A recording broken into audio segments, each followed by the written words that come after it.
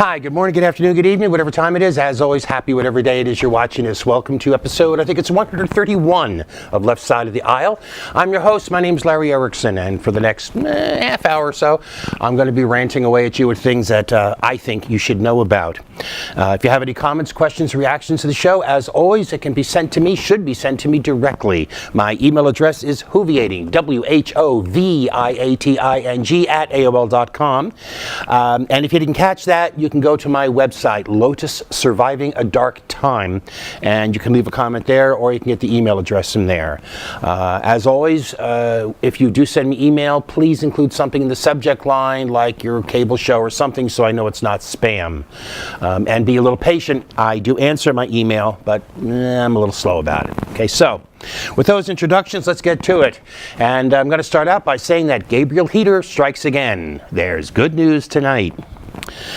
First, some news on an area where it seems most all of the good news comes these days, which I suppose in some sense you could say actually too much of the good news comes from this area, because it means there's not a lot of good news coming from other places, but still, good news on the front of same-sex marriage.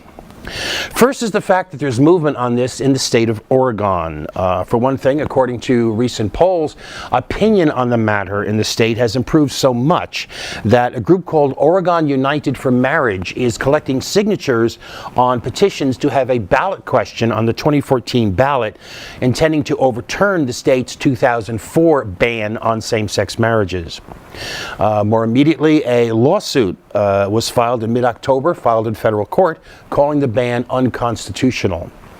Now, both these methods have brought same-sex marriage to neighboring states. A referendum did it in Washington, and court action did it in California. But what's really notable here is that just 2 days after that suit was filed, Oregon's chief operating officer, named Michael Jordan, acted on a decision from the Oregon Department of Justice. He issued a memo stating that all state agencies are required to recognize the unions of same-sex couples who wed outside the state. That is, same-sex couples still can't get married in Oregon, but if they get married somewhere else, the state will recognize those marriages as valid. It's what one commenter called an interesting half step toward marriage equality. But on the other side of the country, half steps are not on the agenda. The right of same-sex marriage has come to the great state of New Jersey. 3 weeks ago, I told you that on September 27th, Mercer County Superior Court Judge Mary Jacobson had ruled that same-sex couples could marry in the Garden State starting on October 21st. Now, New Jersey had already allowed for civil unions, but that status still denies such couples access to a large number of federal benefits available to married couples. With the demise of the Defense of Marriage Act at the Supreme Court, that distinction sort of became unviable. And so Jacobson said that this rule violates the equal protection guarantees of the state constitution. Now, significantly, she refused to stay the effect of her order pending an appeal. So New Jersey Governor Chris Christie asked the state's Supreme Court to issue a stay. On Friday, October 18th, the state Supreme Court rejected that request in a unanimous 7-0 decision. Now, although it was only a ruling on the stay, not on the underlying case, the court's response pretty much settled the issue. Chief Justice Stuart Radner, writing for the court, said, quote, "Same-sex couples who could not marry are not treated equally under the law today," unquote. The court rejected Christie's legal arguments in favor of the status quo and emphasized that Christie was unlikely to win if he continued to appeal Jacobson's ruling. Well, that, in the words of Colin Reed, speaking on behalf of Christie, left no ambiguity about the unanimous court's view on the ultimate decision in this matter. So at 12:01 a.m. on October 21st, same-sex couples began marrying across New Jersey, including ones such as the 9 weddings in Newark, officiated by Newark Mayor and now Senator-elect Cory Booker, and the 3 performed in Asbury Park on the boardwalk by a former priest. And just hours later, Monday morning, the Christie administration announced it was dropping the appeal of Jacobson's ruling. The ruling stands. That's it. A 10-year-long legal battle is over. Christie, who had previously vetoed a bill passed by the legislature to provide for same-sex marriage in the state, said in a statement that he strongly disagrees with the court substituting, quote, its judgment for the constitutional processes of the elected branches or a vote of the people, unquote, but he would follow the law. Now, the thing is, what never seems to get through the thick skulls of people like Christie and his ilk is that constitutional rights are not a matter of political popularity. That's why they're called rights, not privileges. Now, I've addressed the New Jersey case in a little more detail than I normally would because New Jersey's my home state. And in a lot of ways, it still feels like home. I came across this saying some time ago that home is where your memories lie. And by that definition, yeah, New Jersey still is sort of like home. In any event, I'm glad to see my home state moving in the right direction on this. Now, marriage equality is still a long slog. Some 35 states have some form of constitutional or legal restrictions on it. But 14 states, the District of Columbia, several counties in New Mexico, and 7 recognized Native American tribes all have same-sex marriage.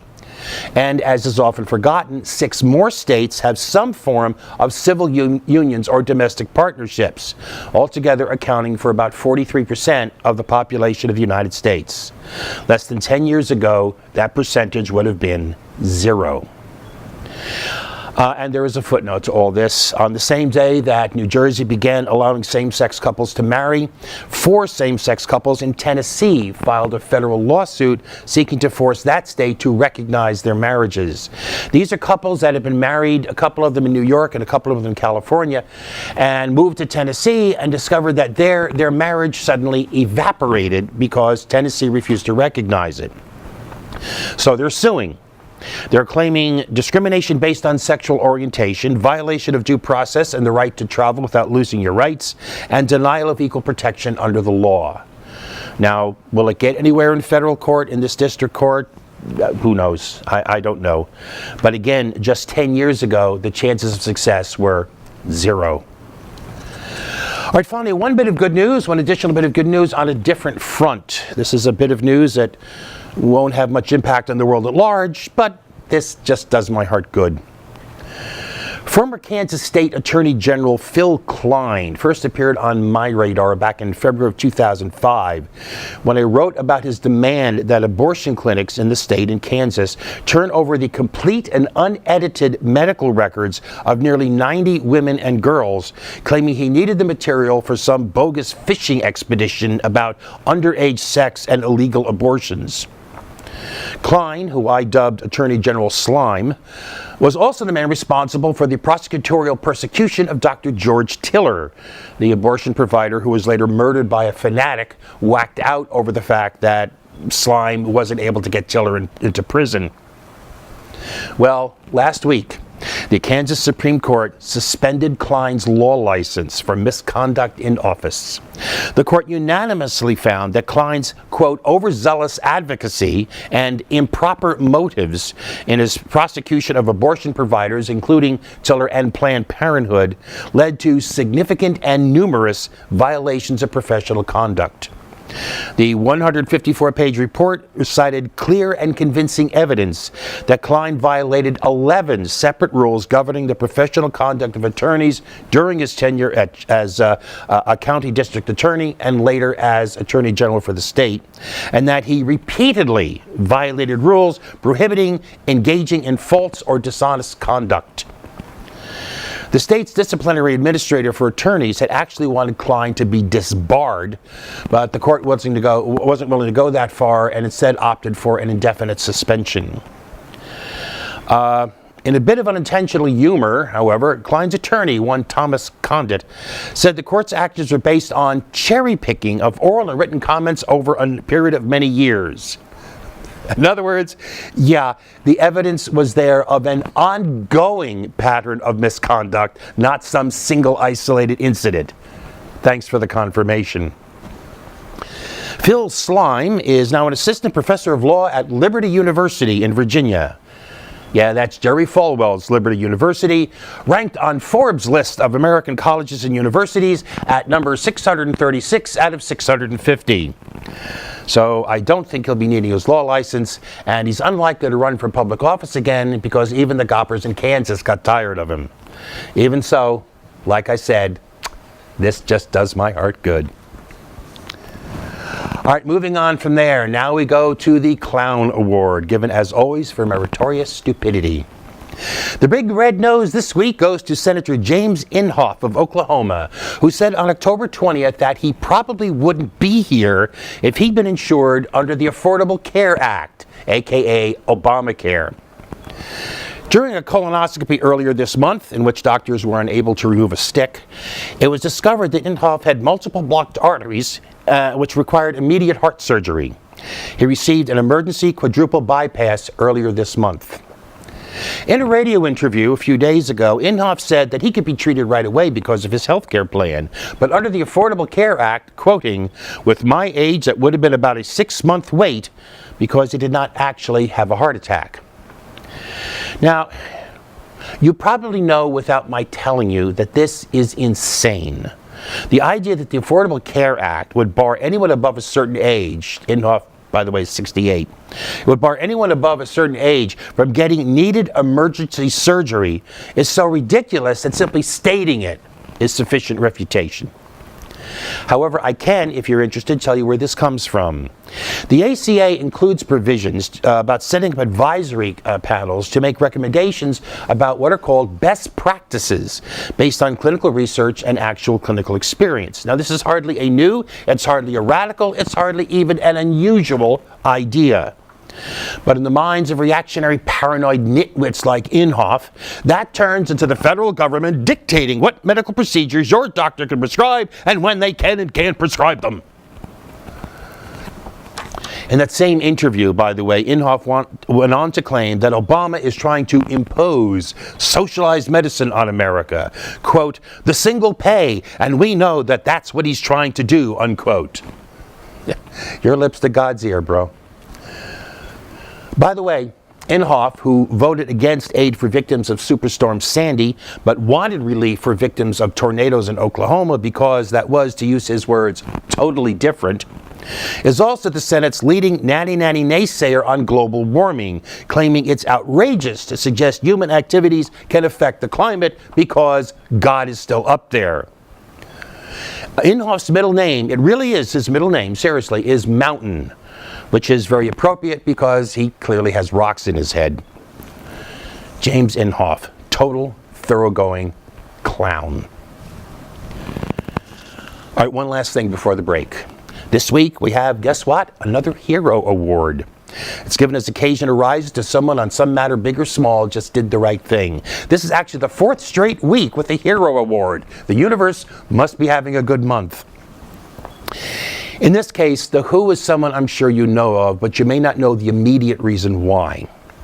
The Who is Malala Yousafzai, the 16-year-old Pakistani girl who a year ago was shot in the head by a Taliban gunman because of her advocacy for education for girls. Now that's the Who, and that itself would clearly be enough for the award, but this is the particular why. She recently visited the United States, a visit widely covered by major media, during which she met with President Obama on October 11th. In a statement released after the meeting, Malala said she was honored to meet with Obama, but that she told him she's worried about the effects of U.S. drone strikes on her country. I thanked President Obama for the United States' work in supporting education in Pakistan and Afghanistan and for Syrian refugees. This is from the statement. I also expressed my concerns that drone attacks are fueling terrorism. Innocent victims are killed in these acts and they lead to resentment among the Pakistani people. If we refocus efforts on education, it will make a big impact. Interestingly and revealingly, the White House statement on the encounter didn't mention that part of the discussion. For the most part, the mass media, which was so interested in her visit, also avoided that particular bit of the news. But as the media watchdog FAIR pointed out, this is not unusual. This past April, a Yemeni writer and activist named Faria al-Muslimi testified before the Senate Judiciary Committee about the effects of drone strikes on his country, Yemen. He said, quoting, "What the violent militants had previously failed to achieve, one drone strike accomplished in an instant. There is now much anger against America," unquote. FAIR found, with the notable exceptions of the New York Times and the Washington Post, that the mass media largely ignored the entire hearing. But, getting back to the case here, for speaking truth to power that doesn't want to hear the truth, Malala Yousafzai is a hero. And as a quick footnote to this, since we're talking about drones, a group called Roots Action is trying to initiate a movement for an international agreement to ban weaponized drones. A petition to that end has now gathered about 100,000 signatures. It's a small start, but these kind of movements always start small. And if you're interested, you can find a link to the petition at my website.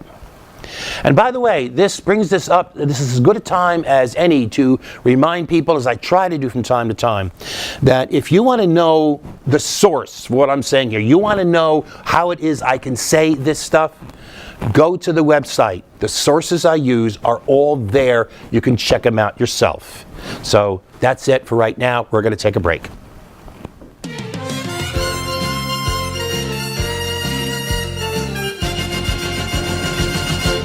And we're back.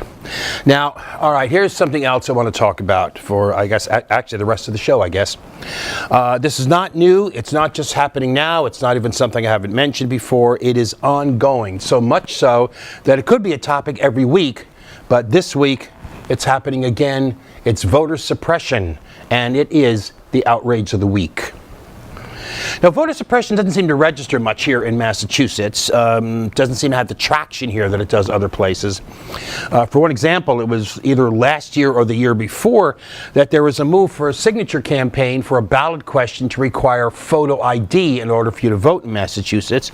And the very fact that I'm not sure which year this happened is an indication of how badly that fizzled. And in fact, the state legislature just recently advanced a proposed constitutional amendment that would facilitate early voting and greater use of absentee ballots in the state, both of which concepts the vote suppressors abhor.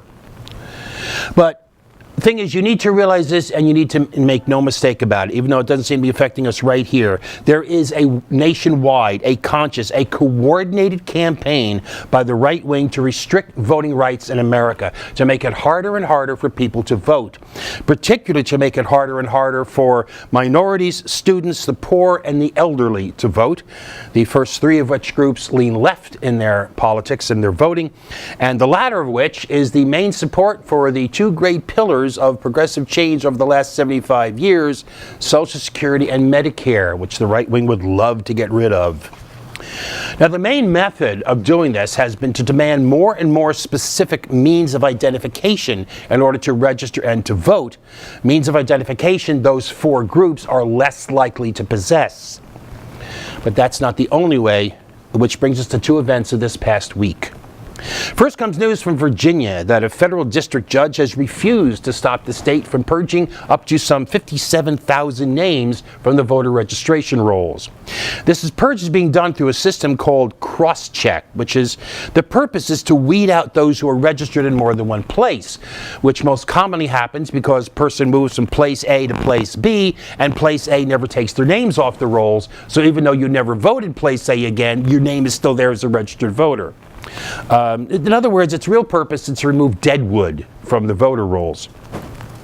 However, this particular purge is occurring just weeks before state-level elections in Virginia, including for governor. And local election officials complained that they were not given sufficient time to research the names to find out if they really should be removed. As a result of which, some of those officials just pulled off all of those names without ever checking. Those who wanted to check were under the gun. Loudoun County Registrar Judy Brown said she wanted to delay the purge until after the election because there wasn't enough time to do it beforehand, but her local election board ordered her to continue. She had a week to do this. And she's already heard from people who actually have been voting in that precinct for the last couple of years, meaning they should not have been on the list.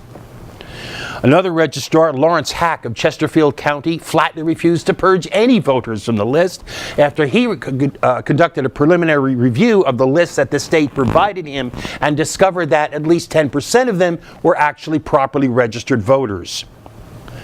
The state Democratic Party in Virginia sued to stop the purge of the 38,000 names that had already been removed and have them reinstated.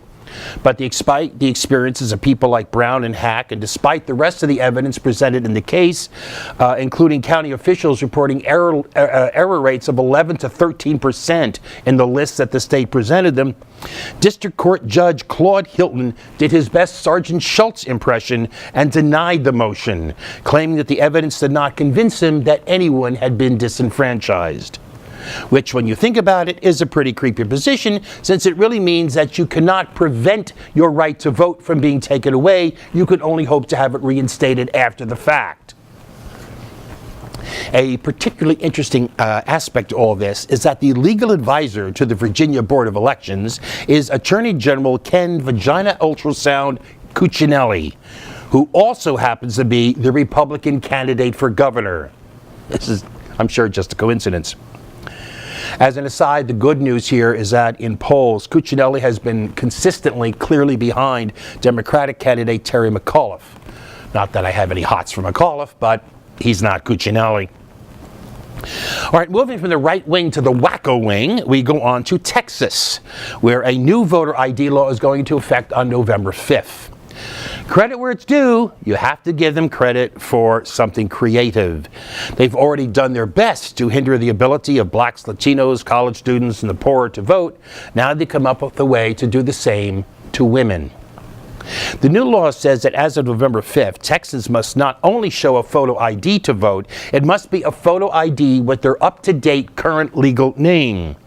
According to the Brennan Center for Justice, 34% of voting-age women do not have ready access to a photo ID that would meet the state requirements because young women have not updated their IDs with their married names.